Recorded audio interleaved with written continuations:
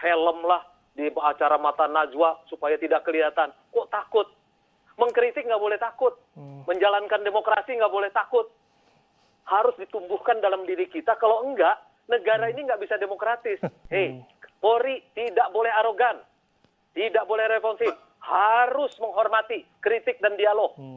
Semuanya di dalam ruang demokrasi begitu dijamin oleh Presiden Joko Widodo, oleh pemerintah. Kalau ini terjadi di masa Orde Baru, kalau terjadi di masa Orde Baru, ini kita ditangkap semua, termasuk saya mungkin. Nggak ada harapan kamu bicara seperti ini. Termasuk Abraham juga mungkin akan ditangkap. Acara Mata Najwa itu nggak akan ada. Kita masih percaya tidak pers itu pilar keempat demokrasi, waduh. Harus percaya dan harus berani. Kalau kalian nggak berani, ya mau kemana negeri ini? Oke.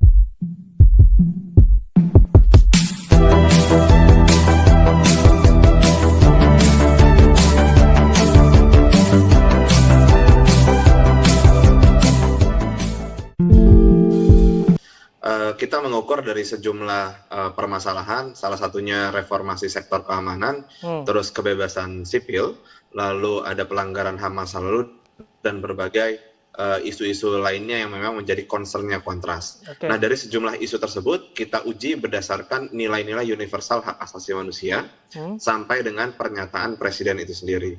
Nah, dalam konteks penegakan hukum, yang kerap kali belakangan ini diwakilkan oleh Polri sebagai representatif yang paling dekat dengan masyarakat, ini jelas kondisinya memburuk gitu. Pertama, ada rangkaian kasus yang terjadi dalam 1 bulan terakhir. Misalkan kita mendengar cuitan atau keluhan dari publik tentang pelayanan Polri, baik itu dalam kasus penanganan kekerasan seksual sampai dengan penghapusan mural dan model-model pemantauan atau perlakuan yang dilakukan oleh anggota kepolisian di daring ataupun di luring, sampai kita mendengar ada pembantingan terhadap mahasiswa. Jadi memang kondisi penegakan hukum terutama dalam konteks kepolisian itu memang memburuk dan berkonsekuensi pada kebebasan sipil yang terus akan menyusut.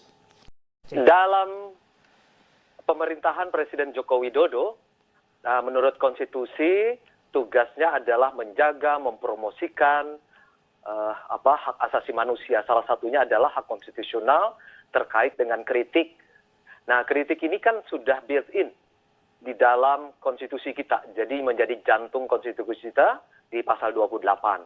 Nah, ketika terjadi beberapa kasus terakhir soal mural, kemudian juga urusan dengan mahasiswa dengan polisi yang pembantingan itu, Presiden kan langsung memanggil sebagai upaya monitoring dan evaluasi, memanggil Kapolri agar Kapolri tidak reaktif dan kemudian juga tidak arogan, dan akhirnya Kapolri memberikan telegram kepada seluruh Kapolda dan tidak ada seorang pun yang melakukan aksi mural yang kemudian diteruskan ke dalam persoalan hukum. Kemudian yang kedua terkait dengan pembantingan tadi disebutkan, yang bersangkutan sudah ditahan oleh pihak kepolisian. Dan kemarin Kapolri sekali lagi mengeluarkan telegram agar semua pihak kepolisian tidak arogan dan tetap humanis. Jadi Presiden sudah melaksanakan apa yang kita sebut sebagai monitoring dan evaluasi dalam organisasi, dan hak konstitusional ini betul-betul menjadi kunci dari pemerintahan Joko Widodo. Beberapa penurunan pada indikator.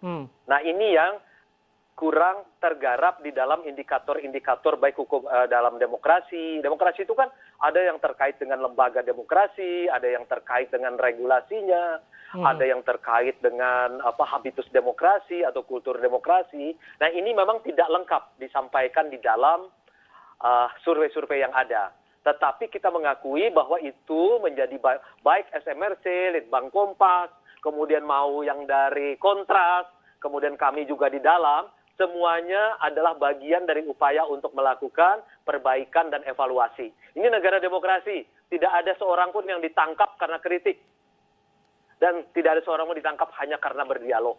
Ini di dalam ruang yang sedang 2 tahun ini juga, kita jamin tidak ada seorang pun yang karena kritik akan ditangkap. Kecuali dia melakukan pelanggaran hukum yang dia harus bertanggungjawabkan. justru peristiwa yang terjadi belakangan ini ditujukan memang kepada kelompok-kelompok atau individu yang sedang menggunakan hak konstitusionalnya untuk menyeimbangkan diskursus negara. Nah, ini yang kontradiktif. Nah, jangankan tadi Bang Fajrul yang menjamin melalui konstitusi, Presiden itu justru dia mempersilahkan orang untuk kritik, tapi sayangnya tidak menjamin orang untuk kritik gitu.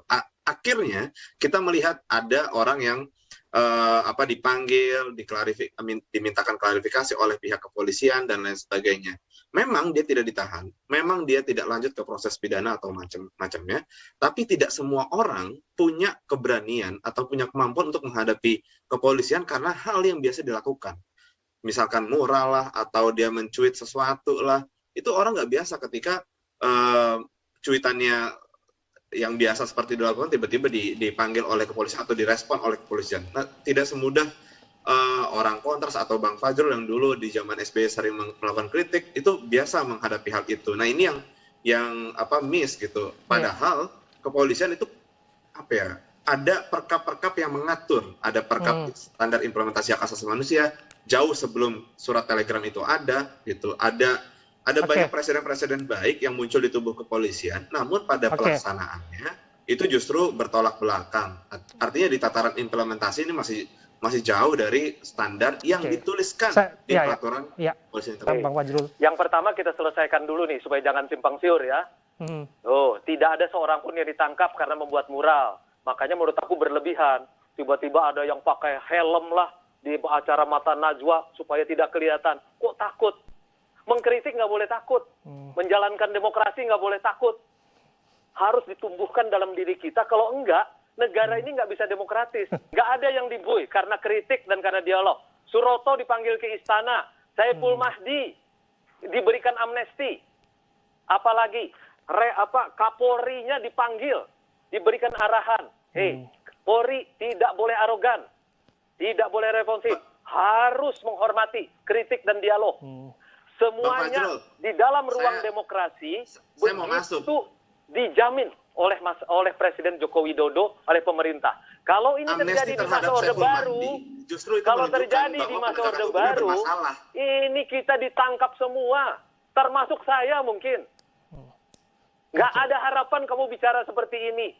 Termasuk Abraham juga mungkin akan ditangkap. Acara Mata Najwa itu nggak akan ada. Kita masih percaya tidak pers itu pilar keempat demokrasi. Waduh. Harus percaya dan harus berani. Kalau kalian nggak berani, ini mau kemana negeri ini? Oke, Bang Fajrul begini. Berani kalau lagi protes dibanting, Bang Fajrul. Lah, polisinya ditangkap dan ditahan sekarang. Coba bayangkan di masa Orde Baru. Betul, tapi praktik kekerasan kepolisian itu nggak sekali doang. Dia nggak hanya dibanting. Reformasi di korupsi, ada omnibus law, dan macam-macam. Itu akan hilang. Semua. Seperti teman-teman saya, itu hilang, mati. Nggak ada harapan. Ini sekarang ketika terjadi, pelakunya langsung ditahan, langsung diamankan. Dan kemudian Kapolrinya, Polrinya langsung ditegur oleh Presiden. Ini kesempatan kita untuk memperbaiki demokrasi. Bang Fajrul nggak bisa terus-terusan bandingin hari ini dengan masa lalu, Bang. Variabelnya berbeda. Bang. Harus. Variabelnya berbeda. Dulu nggak ada media sosial, sekarang orang gampang untuk nggak ada media sosial, tapi dipantau oleh kepolisian juga. Kamu nggak akan ditangkap, tahu nggak? Dulu kamu itu bisa hilang. Ya nggak bisa dibandingin hari ini dengan hari itu. Beda, variabelnya banyak. Karena itu kita jaga ini demokrasi. Kita perbaiki ini demokrasi. Makanya kita bilang, kalaupun ada survei yang mengatakan penurunan, mari kita perbaiki. Misalnya dalam soal demokrasi, apa sih yang paling mengurangi kita? Soal apa? Soal toleransi beragama, itu bukan antara negara dengan masyarakat. Jabat publik melaporkan mereka hukum, justru. Kan? Ini negara hukum, lihat konstitusi. Apabila Anda yakin bahwa itu adalah kritik, apabila Anda yakin itu adalah kebenaran, monggo kita berhadapan di depan hukum. Gak ada masalah. Kalau Anda ternyata benar kritik Anda tidak melanggar hukum, jangankan yang dua ini. Ada dua teman saya dari ITB mengatakan bahwa mereka melakukan kritik, tapi ternyata dalam materinya sekarang harus berhadapan dengan penegak hukum. Saya bilang, saya bela Anda mengkritik. Tapi kalau Anda melanggar hukum dan penegakan hukum mengatakan Anda melanggar hukum, itu saya dia. nggak bisa membela Anda. Artinya orang harus memberi kritik dengan pejabat publik ini sebetulnya konteks dia sebagai pejabat publik, Bang Fajrul, bukan sebagai perseorangan. Ini yang menjadi presiden buruk ketika pejabat publik melakukan somasi terhadap warga negaranya. Itu yang harus jadi perhatian dalam soal presiden. moral aja ya. Dalam soal moral ya. Coba aja deh Abraham, kamu coret-coret tuh DKI Jakarta, rumahmu, atau kemudian studio Inews, itu milik privat. Kemudian ada yang milik pribadi, Anda akan berhadapan. Ya, yang nggak ada juga yang niat untuk coret-coret dinding di dalam gedung, Bang. Maksudnya tujuan moral itu kan memberikan pesan kepada publik yang tempatnya terlihat, kan? Tidak boleh kan? Yang milik pribadi nggak boleh, milik publik nggak boleh. Makanya yang Gejayan itu ada yang berhadapan dengan petugas desa, ada yang berhadapan dengan Satpol PP. Artinya, ya masa kita orang-orang mural nunggu polisi bikin lomba dulu, Bang Fajrul, kan nggak mungkin. Ya enggak lah, coba aja rumahmu dicoret-coret oleh orang, kira-kira ada masalah nggak? Coba aja kamu coret-coret rumah murah. Rumah saya ada di dalam, Pak. Rumah saya di dalam. Ini kan mural kan biasanya di luar. Iya, tapi itu ruang publik. Itu ruang publik. Ada aturannya di dalam ruang publik. Makanya baca pasal 28D. Oke. Kalau Anda berunjuk rasa, baca Undang-Undang Nomor 9. Coba Anda demonstrasi di masjid, di gereja, di pura, Anda ditangkap. Jadi, karena melanggar Undang-Undang Nomor 998. Saya bergeser kemarin itu kan ngebuktiin ada diamnya negara di situ tuh. Jangan pernah mengatakan kritik itu dengan melanggar undang-undang. Nah, itu dia. Itulah perjalanan demokrasi kita. Nah, itu dia. Kita dengan menjaga hukum. Iya, pendapat itu memang bisa dibatasi. Kebebasan berekspresi bisa dibatasi. Dan berkumpul bisa dibatasi dalam situasi tertentu. Artinya ada parameter. Misalkan kebebasan berkumpul, ada situasi pandemi yang melarang orang untuk berkerumun karena berpotensi menyebarkan virus. Memang itu semua bisa dibatasi. Tapi ada alat ukurnya. Dia tidak bisa sewenang-wenang. Ketika sewenang-wenang, dia akan jadi presiden sehingga orang tuh jadi takut gitu. Itu makanya yang terjadi belakangan ini dan membuat orang tuh jadi enggan untuk menyampaikan pikirannya. Ruang digital ada undang-undang TE ancamannya, ada virtual police yang memantau. Di ruang nyata ada represi dari aparat keamanan. Ruang yang ada untuk publik bersuara kini menyusut gitu.